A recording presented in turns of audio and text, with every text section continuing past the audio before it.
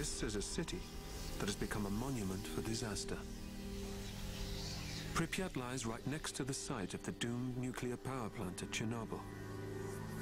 From its houses and apartments, schools and businesses, 50,000 people were forced to flee. Pripyat was one of the youngest of all cities, built during the 1970s, but it was also destined to be the most short-lived. Nothing left Pripyat apart from its residents. They were permitted few possessions for fear of contamination.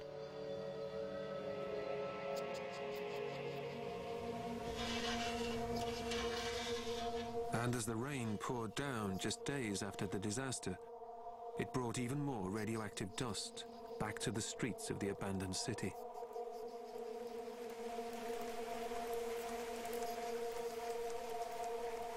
In the days following the disaster, a 30-kilometer radius of a post-nuclear badlands was established to isolate it from the rest of the world.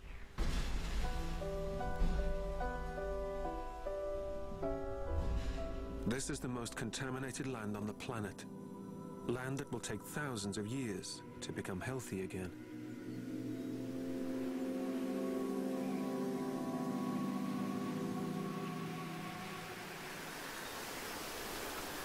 But signposts and warnings don't keep animals out. The so-called zone of alienation became a magnet.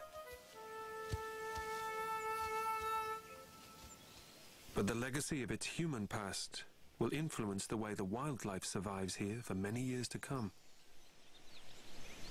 For bears that come and go in and out of the zone, there are regular stop-offs at the empty buildings.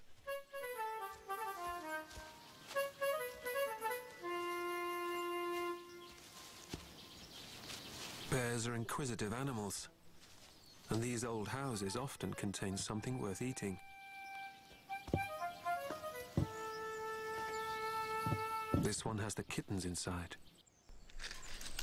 They've been left alone while their mother is out hunting again. But their scent is strong, and the bear investigates. Looking for a way up to where the smell is coming from. There's a stroke of luck for the helpless kittens. An old pot of jam.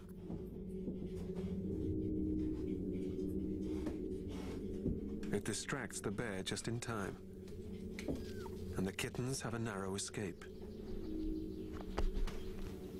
With the bear gone, the house is safe again, and the kittens continue to explore.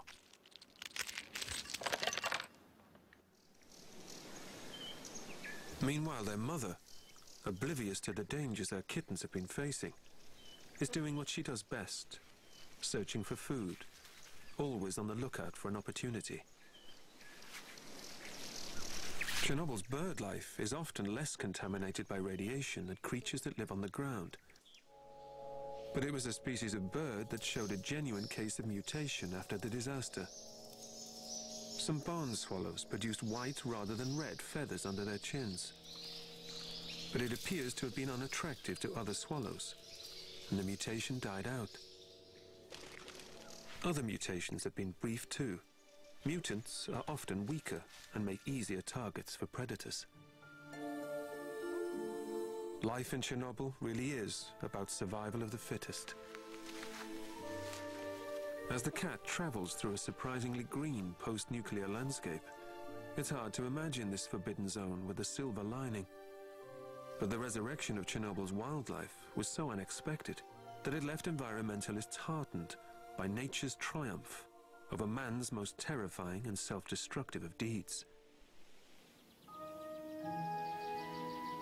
While she's making her journey, it's also time for the kittens to start fending for themselves. They make their first unaccompanied steps from the safety of the old house. They combine the spirit of adventure with a serious lack of experience, and it's extremely unlikely that they will have much success in finding anything to eat on their own.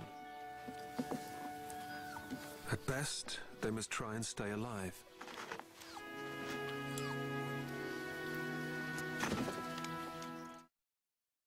For the mother cat to have survived here, She must know where to hunt for food and how to stay out of trouble. She'll often take advantage of hunting in a confined space. Such a strategy takes her into the derelict buildings that were once the schoolhouse. Among the debris scattered around are the children's gas masks.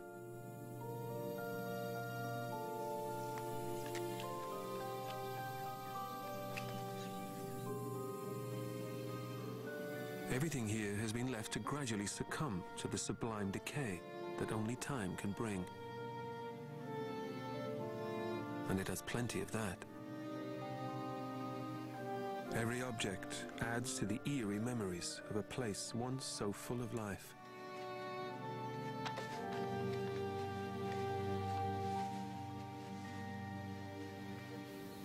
Meanwhile, our young ones are still heading further away from the safety of the house. They've stuck together, moving as a little pack. But without their mother, they've no sense of the danger they may be heading into.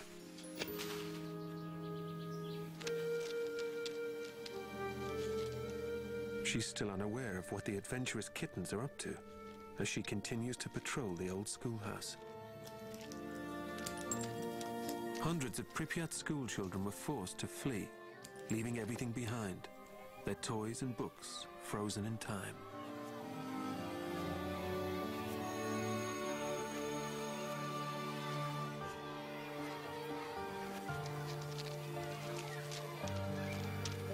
She scours the gymnasiums and kindergarten playrooms. These old buildings have remained a stronghold for the rodent population, with plenty of places to make a nest.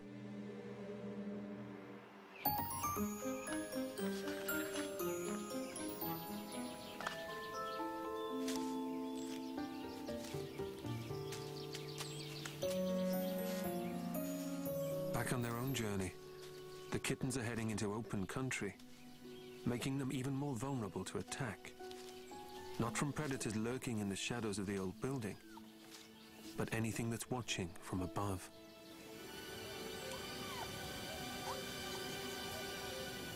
One of the most successful of hunters that now inhabit this place is the bird of prey.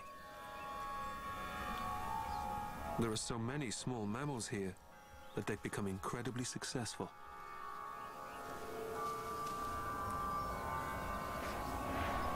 And the kitten makes an easy kill.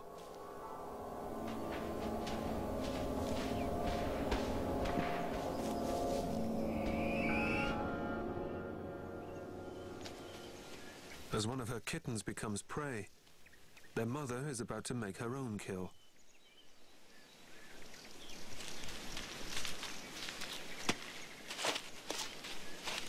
A small snake, just enough to keep her going. But as always, it brings another dose of radiation.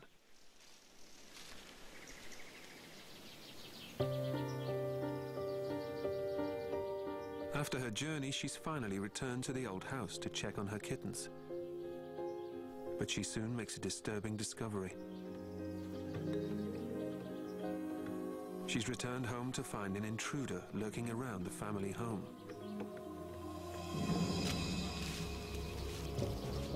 The lone wolf has finally reached the village and is starting to explore. The forest wolves seldom venture this far into what was once the human world. They're far too wary. But for our wolf, that could be an advantage. He must keep hidden from the other packs. And this might be just the place to do it. They play hide and seek through the fallen timbers of the old barn. This is her territory, and she knows every inch of it well. She manages to keep one step ahead of him.